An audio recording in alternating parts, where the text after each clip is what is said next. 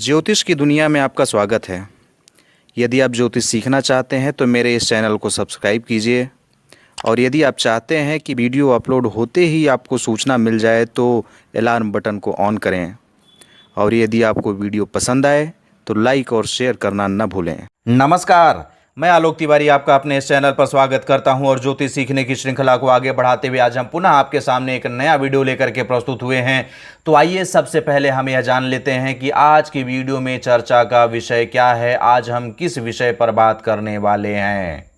प्रस्तुत है आज की वीडियो में चर्चा का विषय ग्रहों की दशाओं का क्रम। जी हां, आज हम इसी के बारे में संपूर्ण चर्चा करेंगे कि ग्रहों की दशाओं का क्रम क्या होता है, ग्रहों की दशाओं का क्रम निर्धारण कैसे किया जाता है, कैसे आप जानेंगे कि किस ग्रह के बाद कौन से ग्रह की दशा आने वाली है, उनका क्रम क्या होता है और क्रम का निर्धारण कैसे किया जाता है, इसके बारे में संपूर्ण चर्चा करेंगे। ग्रहों की दशाओं का क्रम निर्धारण कैसे होता है। जी हां, पहले तो हम यह जानकारी प्राप्त कर लेते हैं कि ग्रहों की दशाओं का क्रम निर्धारित कैसे होता है। कैसे आप निर्धारित करेंगे कि किस ग्रह के बाद किस ग्रह की दशा आने वाली है। या तो बच्चे के जन्म के समय कौन से ग्रह की दशा प्रारंभ है, कौन से ग्रह की दशा चल रही है। महादशा के दौरान बारी बारी से निश्चित समय पर सभी ग्रहों की अंतर्दशा आती है, इसके अनुसार फल का विश्लेषण किया जाता है। जब किसी भी ग्रह की महादशा चल रही होती है, वह कौन से ग्रह की महादशा होती है इसमें कुछ भी आप कह नहीं सकते। किसी भी ग्रह की महादशा चल रही होगी जो आपके जीवन में उस समय के लिए निर्धारित है, वह महादशा चल रही होगी और उस महादशा के दौरान बारी बारी से निश्चित समय पर सभी ग्रहों की अंतर्दशा आती है।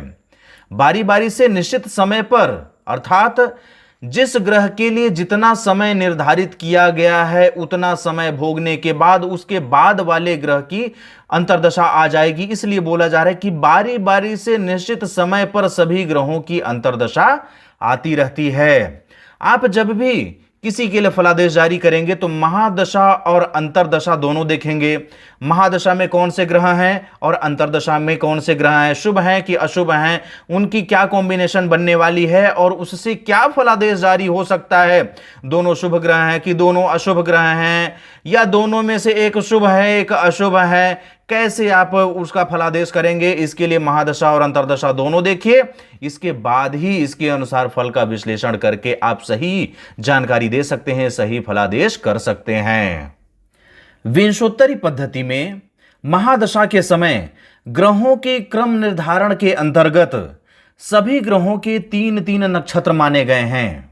नक्षत्रों की कुल संख्या 27 होती है। एक 28वां नक्षत्र भी है जिसे अभिजीत नक्षत्र के नाम से जाना जाता है, लेकिन दशाओं की गणना में अभिजीत नक्षत्र की कोई भी भूमिका नहीं है, उसे बाहर रखा गया है। इस तरह से नक्षत्रों की कुल संख्या 27 होती है जिन्हें 9 ग्रहों के आधार पर 9 भागों में बांटा गया। जब हम 27 को 9 भाग में बांट दिए तो कितना हुआ, 9 तिया 27, अर्थात एक ग्रह के पीछे 3 नक्षत्र हुए। इस तरह से विंशोत्तरी पद्धति में महादशा के दौरान ग्रहों के क्रम निर्धारण के अंतर्गत 3-3 नक्षत्र माने गए हैं। वे अपने नक्षत्रानुसार क्रम का निर्धारण कर लेते हैं, अर्थात क्रम का निर्धारण कर दिया जाता है। जन्म के समय चंद्रमा जिस ग्रह के नक्षत्र में होता है उस ग्रह की महादशा में जन्म माना जाता है। विंशोत्तरी दशा का जब प्रतिपादन हुआ था, महर्षि पराशर ने इसका प्रतिपादन किया था, तो वे आधार क्या माने थे, चंद्र नक्षत्र को। इसीलिए जन्म के समय किसी भी बच्चे का जब जन्म हो रहा होता है उस समय जन्म के समय चंद्रमा जिस ग्रह के नक्षत्र में होता है उस ग्रह की महादशा में जन्म मान लिया जाता है। अब यह देखा जाता है कि चंद्रमा किस नक्षत्र में है। जब हमें नक्षत्र ज्ञात हो गया तो हम यह देखेंगे कि वह नक्षत्र किस ग्रह का है, और जब हमें यह पता चल जाएगा कि वह नक्षत्र किस ग्रह का है तो हम यह समझ जाएंगे कि उसी ग्रह की महादशा में बच्चे का जन्म हुआ है, अर्थात उस समय उस ग्रह की महादशा उस बच्चे के जीवन काल में चल रही है। जन्म के समय चंद्रमा नक्षत्र का कितना भाग पार कर चुका है, महादशा की अवधि बची हुई शेष मानी जाती है। इसका तात्पर्य यह हुआ कि जब आप बच्चे के जन्म के समय यह देखेंगे कि चंद्रमा किस नक्षत्र में बैठा हुआ है तो आपको यह भी देखना होगा कि उस नक्षत्र का कितना भाग चंद्रमा पार कर चुका है। नक्षत्रों के 4 चरण होते हैं, चंद्रमा किस चरण में है, अर्थात उस नक्षत्र के कितने समय को वह पार कर चुका है। नक्षत्र देख करके, उस नक्षत्र से संबंधित ग्रह को देख करके आप महादशा का निर्धारण तो कर लेंगे, लेकिन वह महादशा कितना बीत चुका है और कितना बचा हुआ है, वह जानने के लिए आपको चंद्रमा के बारे में यह देखना होगा कि जिस नक्षत्र में चंद्रमा बैठा हुआ है उस नक्षत्र का कितना हिस्सा पार कर चुका है। जो हिस्सा पार कर चुका है उतना हिस्सा महादशा का भी पार हो गया है। नक्षत्र को पार करने में जितना समय बचेगा उतना समय महादशा का भी बचेगा। उदाहरण के तौर पर देखें तो जब चंद्रमा किसी नक्षत्र के दूसरे चरण में चल रहा हो तो वो क्या हुआ, पहला चरण पार कर चुका है, मतलब उतना कालखंड पार कर चुका है। दूसरे चरण में चल रहा है तो अब दूसरा, तीसरा, चौथा उसको पार करना है। तो जब दूसरा, तीसरा, चौथा चरण पार करना है तो उतनी ही महादशा को पार करना है। जितना पार करना है उतना शेष बचा हुआ है, और जितना नक्षत्र का समय शेष बचा हुआ है उसी के आधार पर महादशा का समय भी शेष बचा हुआ होता है।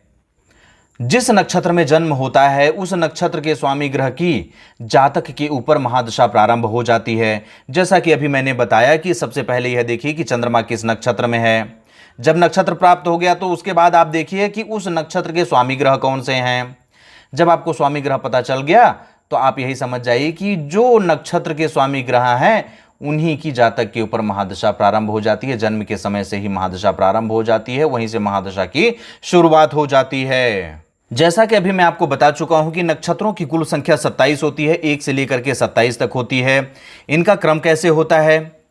अश्विनी, भरणी, कृतिका, रोहिणी, मृगशिरा, आर्द्रा, पुनर्वसु, पुष्य, आश्लेषा, मघा, पूर्वा फाल्गुनी, उत्तरा फाल्गुनी, हस्त, चित्रा, स्वाति, विशाखा, अनुराधा, ज्येष्ठा, मूल, पूर्वाषाढ़ा, उत्तराषाढ़ा, श्रवण, धनिष्ठा, शतभिषा, पूर्वा भाद्रपद, उत्तरा भाद्रपद और रेवती। अब यहां पर देखिए इसे 3 कॉलम में रखा गया। 3 कॉलम में क्यों रखा गया? 1 से लेकर के 9 तक, 10 से लेकर के 18 तक, 19 से लेकर के 27 तक हमारे ग्रहों की संख्या कितनी है? इतनी है, अर्थात 9 है। तो इसे ग्रहों के क्रम के आधार पर रखा गया। फिर इधर भी ग्रहों के क्रम के आधार पर ही रखा गया, इधर भी ग्रहों के क्रम के आधार पर रखा गया। और ये 3 कॉलम जो बने हैं, एक ग्रह के लिए ऐसे, एक ग्रह के लिए ऐसे, एक ग्रह के लिए ऐसे, अर्थात यह और यह अश्विनी, मघा और मूल एक ग्रह के स्वामित्व में होंगे। अब यहां पर देखिए अश्लेषा, ज्येष्ठा और रेवती, ये 3 नक्षत्र एक ग्रह के स्वामित्व में होंगे।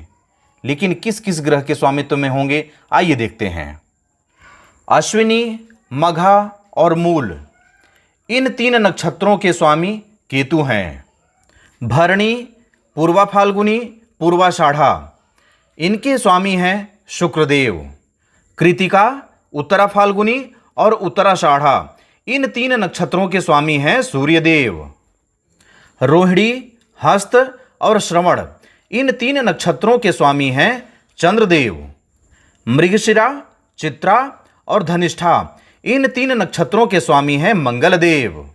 आर्द्रा, स्वाति और शतभिषा, इन 3 नक्षत्रों के स्वामी हैं राहुदेव।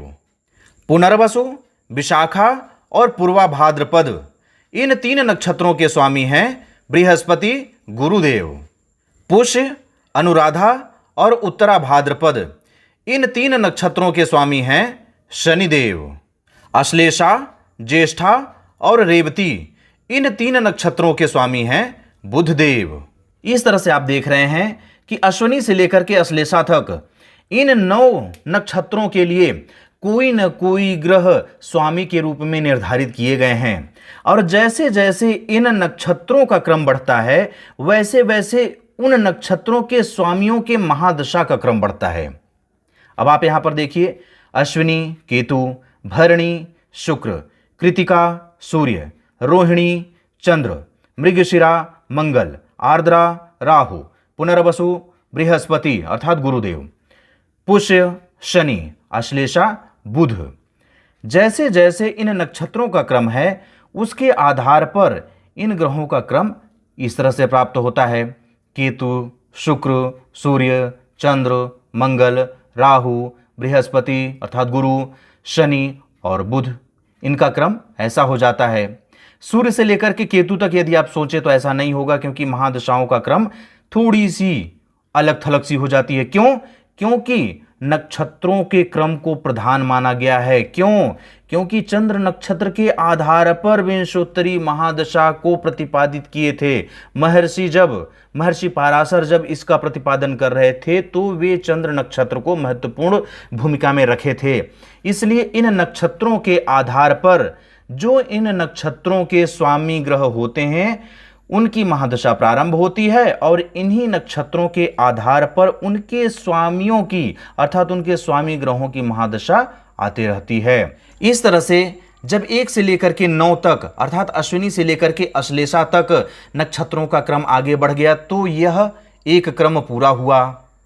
उसके बाद जब फिर से आगे बढ़े तो 10 से लेकर के 18 तक अर्थात मघा से लेकर के ज्येष्ठा तक इसी आधार पर फिर से पुनरावृत्ति होगी, क्योंकि इनका क्रम ऐसा चलेगा तो इनका क्रम भी ऐसा चलेगा।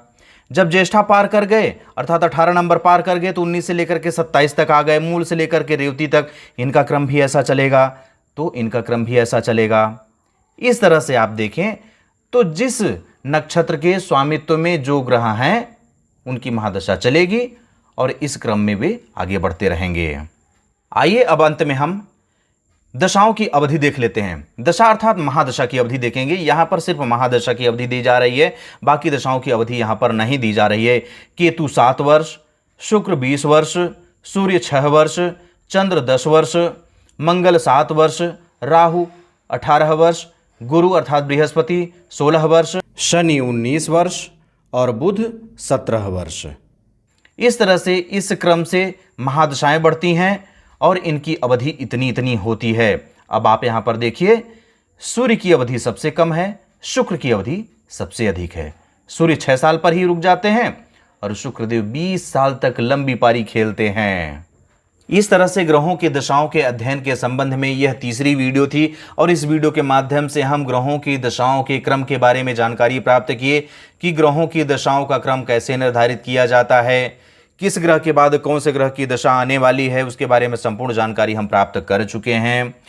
और हम अपने चैनल के पुराने दर्शकों को जो पहले से हमारा चैनल सब्सक्राइब करके रखे हैं उन्हें बहुत बहुत धन्यवाद ज्ञापित करते हैं। साथ ही नए मेहमानों से जो पहली बार हमारे चैनल का वीडियो देख रहे हैं उनसे हम अनुरोध करते हैं कि आप हमारा चैनल सब्सक्राइब करके घंटी का बटन भी ऑन कर लीजिए, जिससे कि जब जब हमारे द्वारा कोई भी वीडियो अपलोड किया जाए तो सबसे पहले सूचना आपको ही प्राप्त हो। दूसरा अनुरोध और है कि इस वीडियो को अधिक से अधिक लोगों तक पहुंचाइए, अधिक से अधिक लोगों तक शेयर कीजिए, जिससे कि इस जानकारी को अधिक से अधिक लोग प्राप्त कर सकें। अब मुझे आगे दीजिए, मिलते हैं अगले वीडियो पर। तब तक के लिए जय हिंद, जय भारत, बम बम भोलेनाथ की जय, जय गुरुदेव।